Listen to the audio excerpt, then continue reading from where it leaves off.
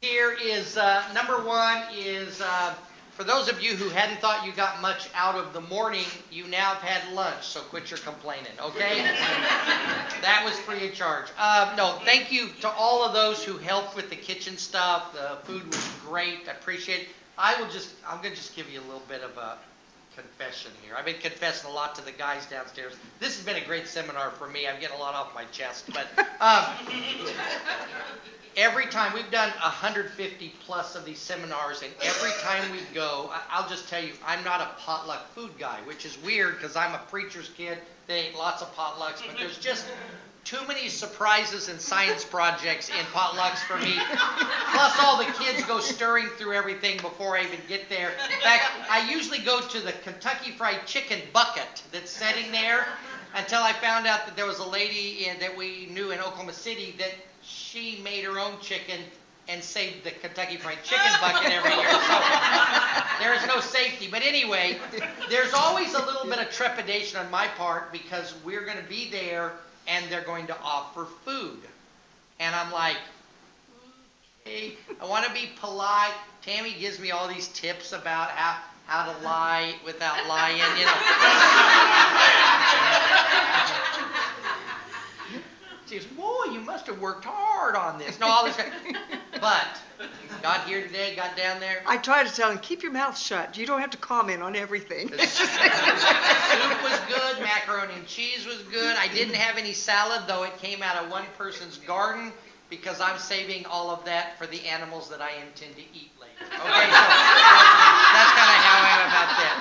All right, let's move on here real quick. First of all, I'd like to find out who in this room has been married the longest. Wait, keep your hands in your laps just a second. I always have to qualify this because I often have someone who says, I was married to my first wife 48 years. She died. I've been single for 5 years, but I remarried here about 2 years ago, and they want to add it all up. So here's the way we're going to play it for this game.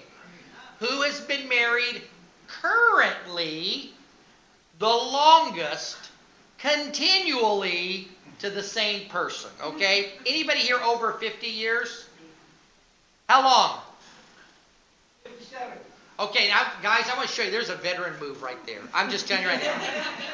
There are two veteran moves when that question's asked. The first one is to not flinch and just give an answer. You know, even if it's wrong. Like sometimes somebody asks me, how long have you been married? I said, 33 wonderful years. And she goes, we've been married 34. And I said, yeah, but one was miserable. Okay, so the other veteran move is you don't say a word.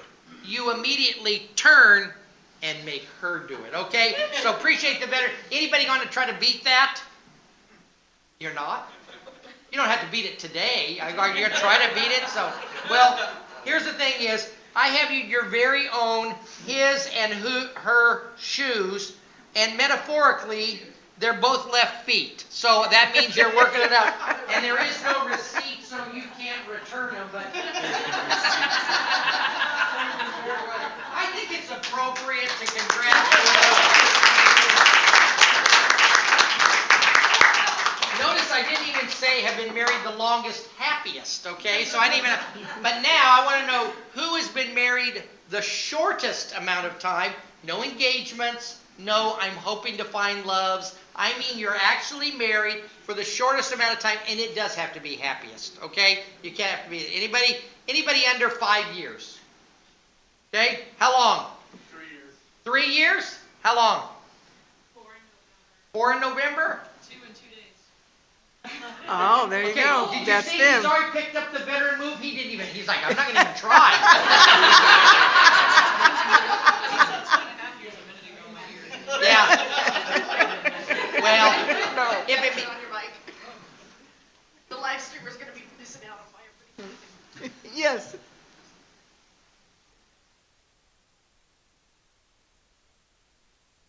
so that really is the most important thing about marriage, and I hope you'll find it valuable. I didn't say much there for you live streamers. We missed the most important thing, and we didn't get lunch. Okay, so, well, I think it's worth a round of applause for those who just don't know what's coming. Okay, so, but we would like you guys to have a copy of our book, Soulmates. If you would like one, I'm not here to pitch our wares by any means, but if you're interested, it is available either through Kyle Publications or on Amazon.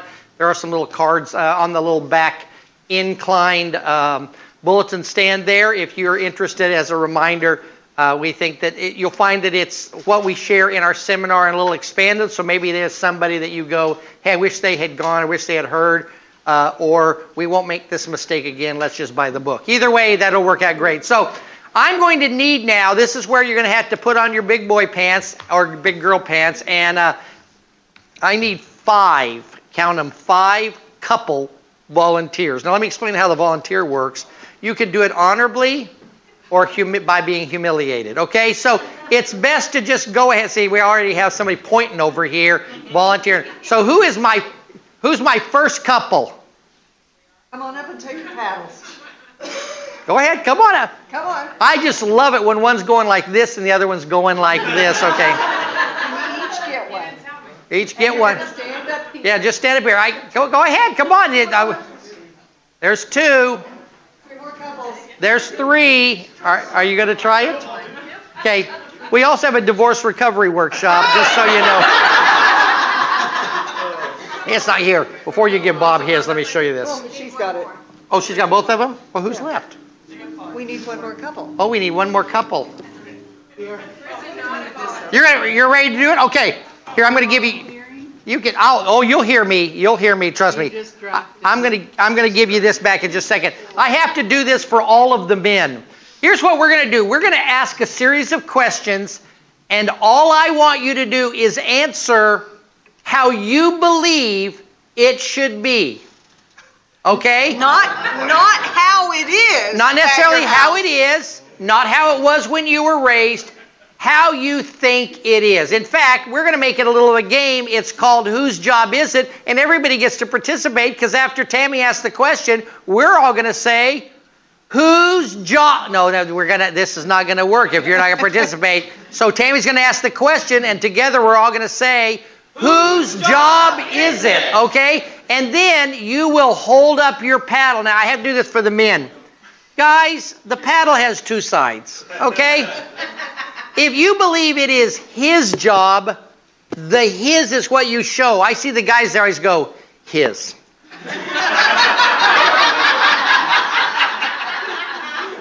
And the wife always turns over and turns it around for him. In fact, he does that a lot anyway. So you're going to show everybody what you believe is whose job it should be. So we've got contestants here. We've got contestants here. Trust me, there are 0 prizes. There's only humiliation. But so you just hold up. This will be an interesting exercise to find out whose job is it. Tami, take it away. Okay, whose job is it to take out the trash? Whose job is it? You even forgot. I'm the only one. Give out something. Take out Remind the trash. Me. Take out the trash. Oh. Oh, and we have some of those answers. If you turn it down the middle. Okay. All right. Yeah, that means you just can't make up your mind. Okay. Or it means the kids do it. Here's what I do appreciate this though. When everybody puts theirs up and one of the guys looks and nobody has what he has, he goes. Okay. We're all watching. There's nothing secret in it. Okay. Next one. Whose job is it to take the car in to have it serviced?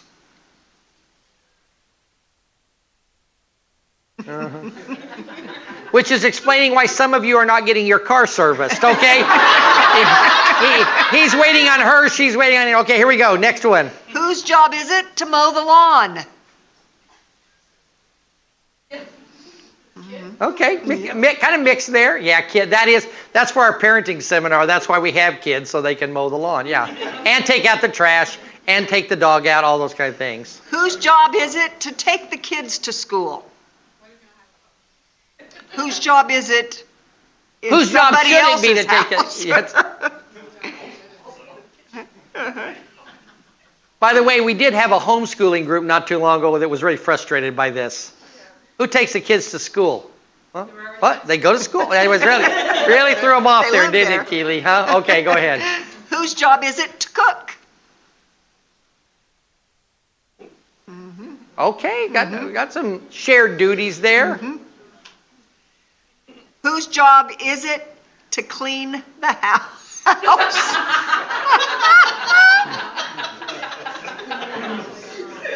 That was great, Mom. Very definitive about it. Now, She went like The it. inside house or the outside? She doesn't Yeah. think The I- inside. See, she doesn't think I actually do anything. Even though I run the vacuum and she is very clear. wait, I gotta tell this real fast. Him saying run the vacuum sounds like that guy that bought that vacuum cleaner because it was guaranteed to do your job in half the time. He bought it at Sears, they had that money back guarantee. He got it home, brought it back, he says, this doesn't work at all. And the guy says, well, mate, I'm sorry, let's just exchange it. So he take it home and he says, He says, I think it was worse than the first one. He said, well, let me plug it in over here. He turns it on. Ooh, he goes, hey, what's that? So maybe that's the problem is you're running the vacuum, but you didn't turn it on, okay? Just saying. Okay. Whose job is it to vacuum?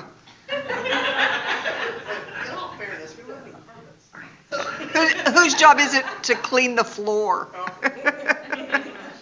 Okay. Whose job is it to do the laundry? Okay. Pretty shared duties there, okay. Whose job is it to get the groceries? Bob, what do you do?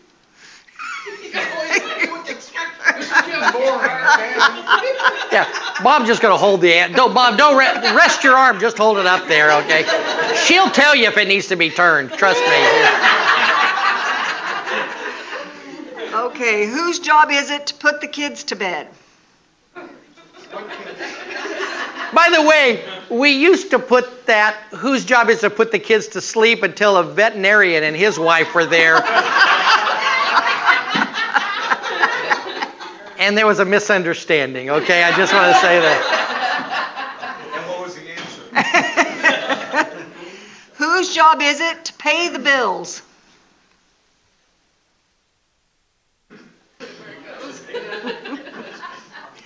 Okay, whose job is it? Wait, third notice, whose job is it to pay the bills? See, sometimes it takes that before we get action, okay? Whose job is it when you're going somewhere together to drive?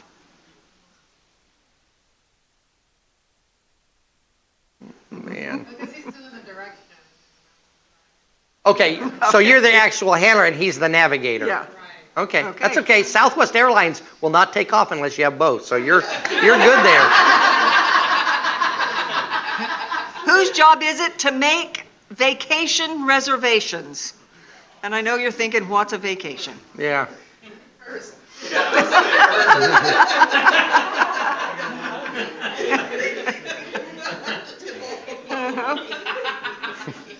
Okay. What's the purpose of switching the paddles? Yeah. It gets, This one's for Bob, this I is, hope. Whose job is it to unplug the toilet or do house repairs? There you go. oh man, guys, this next session is going to be hard on you. We got to fix some things. So. Whose job is it to load the dishwasher? Who is the dishwasher? Maybe that one would be better. Yeah, there you go. Okay. Load or reload? Because if I do it, Oh, I get it. Yeah, yeah. Whose job is it to load the dishwasher correctly? Yeah, there we go. Thank you, Bob, for clarifying that. Whose job is it to make the coffee? Wait, whose job is it to make the coffee correctly? Yeah, there you go. Okay. Hebrews. Whose job is it to turn on the porch light? Do you do that? You do? But he made the timer turn it on and off. There you go. Okay. Whose job is it to control the remote? oh,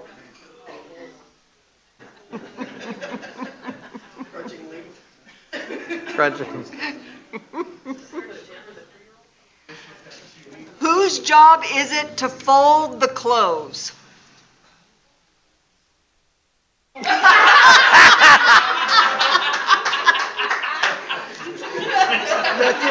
Okay. All right. I said there would be no prize, but I thought each of you deserve your own, his shoes and her shoes as well. Believe me, that's all the, don't worry, I got you. That's all the more painful that it gets here. If you want to, you can leave your paddle right here on the front as we all give them a round of applause for...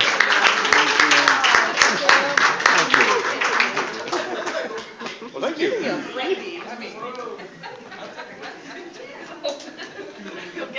Got it? Okay. Now, You can have your, For your green call. matches your outfit. Well, kind of the blue does too, so.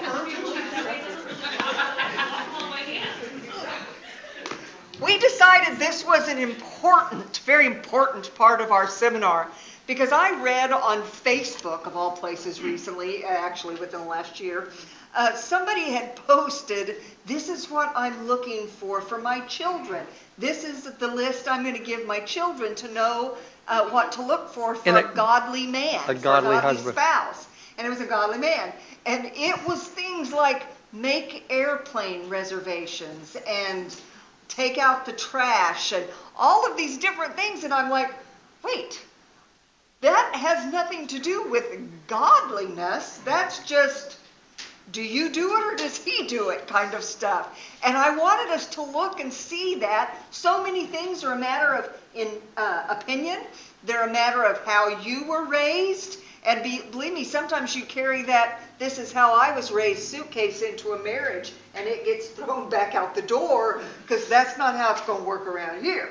So it's working through those things and talking about those things and seeing whose role is that going to be? How's that going to work at our house? So we thought that was pretty important to look at that and have a little giggle. Yeah. So here's what we find. There are such things as godly responsibilities. We've been talking about that in our breakout sessions. There are some God-given roles. But a lot of what transpires in any given day, week, month, year, lifetime are things that are worked out, as Tammy put it, for example, because of an agreement, right? In other words, I go to work and if you'll take care of this, or we are both working so you do this and I'll do this. Sometimes it's out of necessity. Maybe there's physical limitations that are changing roles in a marriage, and so one picks up the second. Maybe it's just an occasional sickness and they go, well, I don't know who's going to fix dinner. She's sick tonight, right? We don't have those kind of things. Sometimes it does have to do with the way we were raised. We find that couples come together and they either say, this is the way I was raised and that's the way we're going to do it, or this is the way I was raised and I guarantee you we're not going to do it that way. And then we have another one that collides together, and so they have to work through that. Sometimes it has to do with who's better at a job. Yeah. Sometimes, I mean, let me just tell you, guys, sometimes it's better to let her do what she does, and ladies, for him to do what he does, lest they don't get done very well.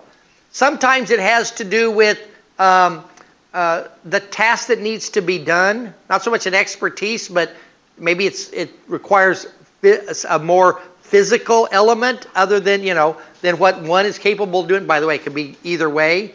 But those things have to be worked for. But here's what we're facing. That people in the world go, this is an expectation. And we'll have some lady go, well, my husband doesn't do this. Here's an illustration. Tammy's dad would come in from work, and her mother, who was a good cook, good housekeeper, did the laundry, always left the pile of towels, and her dad came in from work, and while they caught up on their day, he would fold the towels.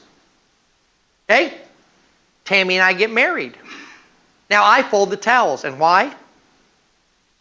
Because I want them done correctly, okay? When was the last time you folded a towel? Before we went to Destin. I showed you how to fold a towel correctly. Remember, I took it out of the bag and said you didn't fold it correctly, and I refolded it. And then we didn't speak for the 2 days, but we had a good time in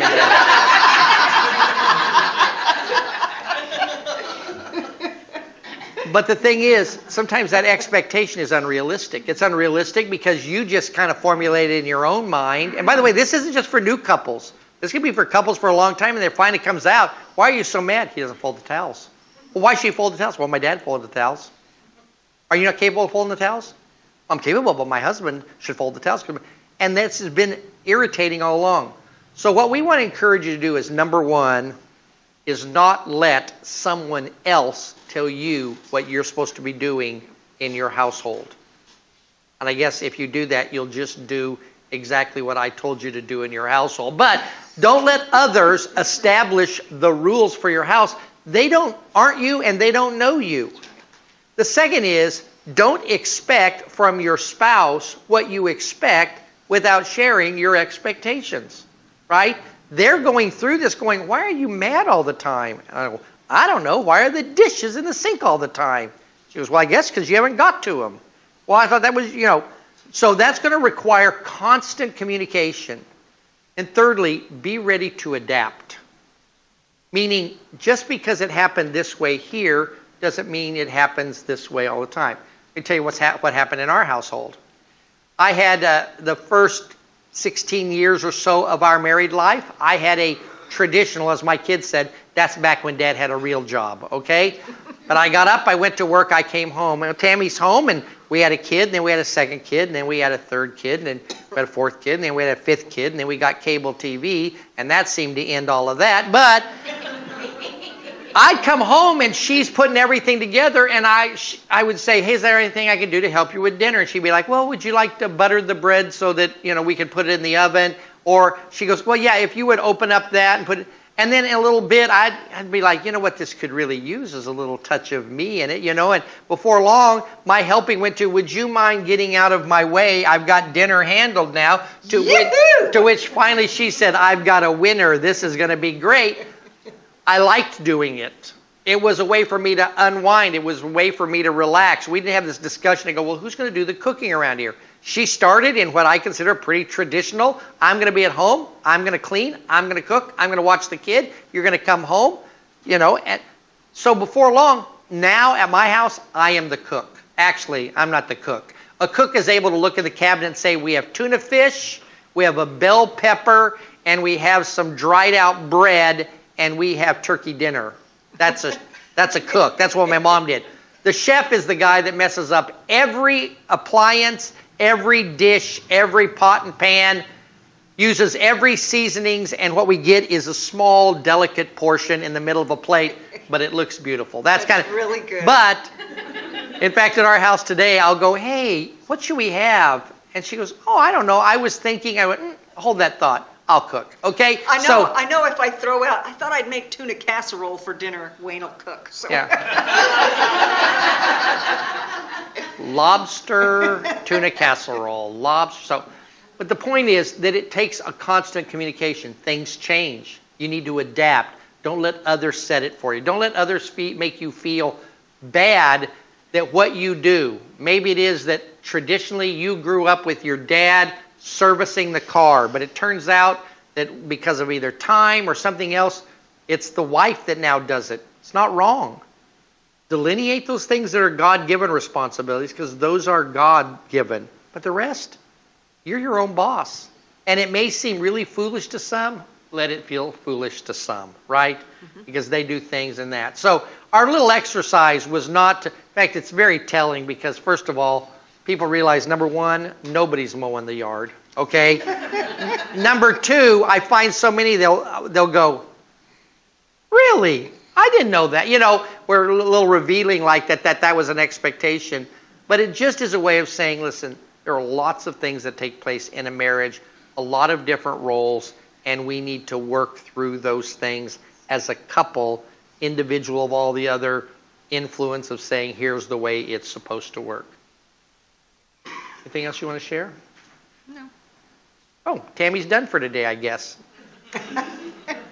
All right, here's what we're going to do. We're a hair, and this doesn't happen very often, we're a hair ahead of schedule, but that's a good thing.